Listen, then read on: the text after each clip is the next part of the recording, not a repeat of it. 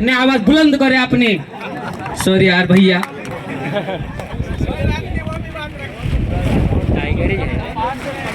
Hello, बहुत बहुत धन्यवाद सतीश भाई। और सबसे पहले यहाँ का कार्यक्रम का आयोजन करने वाली टीम और यहाँ का जो इतनी मेहनत करके बहुत अच्छा सा कार्यक्रम किया, विश्व आदिवासी दिवस मनाने का साप्ताहिक कार्यक्रम, उनके लिए जोरदार एक बार तालियां बजा दें साथियों। साथियों, मुझसे पूर्व जो वक्ता है उन्होंने बहुत अच्छे से बताया कि साथियों आपको जिंदा रहने के लिए सिर्फ नाचना गाना नहीं है, आपको बौद्धिक विकास करना पड़ेगा। और बौद्धिक विकास करने के लिए आपको कम से कम ऐसे आयोजन सुनना चाहिएगा। दादा ने बहुत अच्छे से बात बताई। यहाँ से नाचने वाले यहाँ से पूरे निकल गए, लेकिन जो सुनने वाले हैं, जो लड़ने वाले वो बेटे हैं। तो आप लोग अपने आप के लिए एक बार जरूर तालियां बजाएं साथियों। साथियों, यहाँ की सबसे बड़ी पलायन समस्या है। पलायन एक ऐसी समस्या है, यहाँ पर कार्यक्रम तो होते हैं, आयोजन तो होते हैं, हमें सोचने की जरूरत है, हमें समझने की जरूरत है।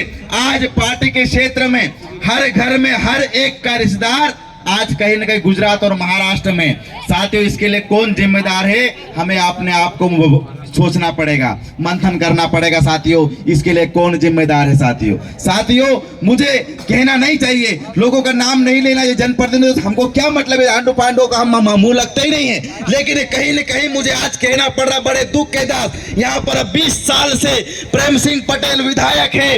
आज की स्थिति में राज्यसभा सांसद सुमेर सिंह सोलंकी है, जो बारेला जनजाति से आते हैं। लेकिन मैं सुमेर सिंह सोलंकी से भी आपके मंच के माध्यम से, मीडिया बता दे, मंच के माध्यम से कहना चाहता हूं, सोलंकी जी, आपके लोग यहाँ पर 1.5 लाख से ज्यादा लोग पलायन करे हुए, अपना घर नहीं देख पा रहे हैं, अपने बीवी बच्चे से आज दूर रहे हैं। और आप राज्यसभा में कहते हो सब चंगासी, हमारे आदिवासी सब बढ़ियासी। मैं गजेंद्र पटेल से पूछना चाहता हूं, यहाँ की सबसे बड़ी समस्या है साथियों, पलायन की समस्या है।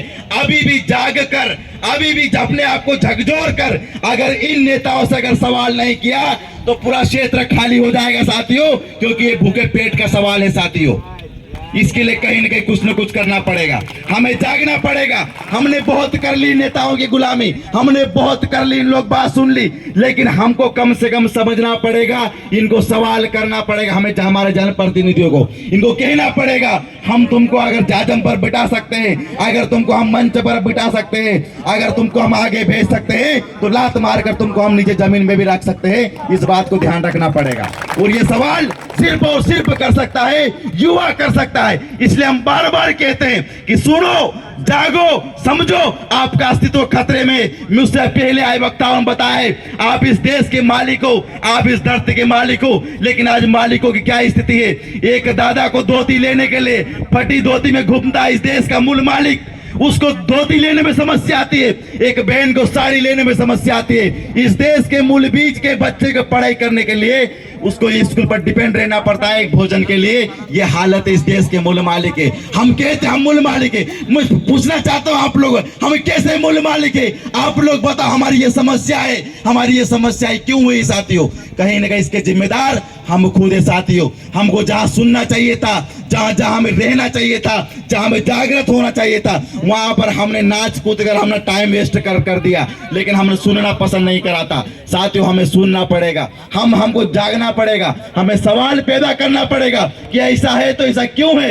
आज से यहां से लेके जाइए साथियों, एक बात लेके जाइए कि हमारे जनप्रतिनिधियों को हम सवाल करेंगे, इनको शांति से बैठने नहीं देंगे। आप बताओ कितने रोजगार दिए हैं, ये कहना पड़ेगा, ये पूछना पड़ेगा, वरना कोई कुछ नहीं कर पाएंगे साथियों।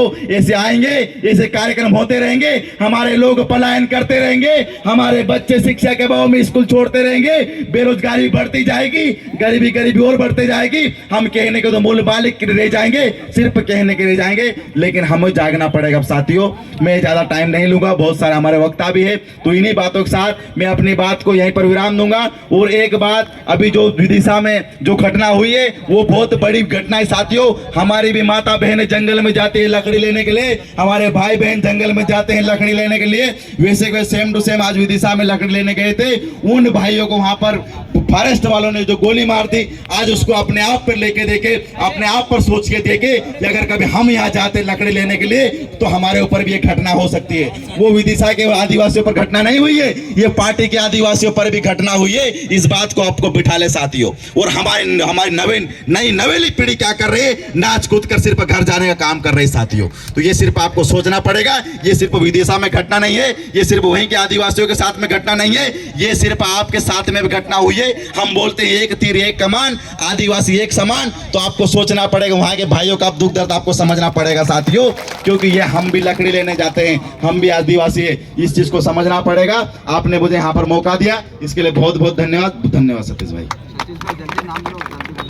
बहुत बहुत हमारे बड़े भैया सुमेर सिंह बोडले जी ने बहुत बेहतरीन बात बताई, क्योंकि हमेशा जब जब अपना शोषण होता है, जहां जहां शोषण होता है, मध्य प्रदेश में कहीं भी जिलों में पहुंच जाते हैं। ये है खासियत बोडले जी की।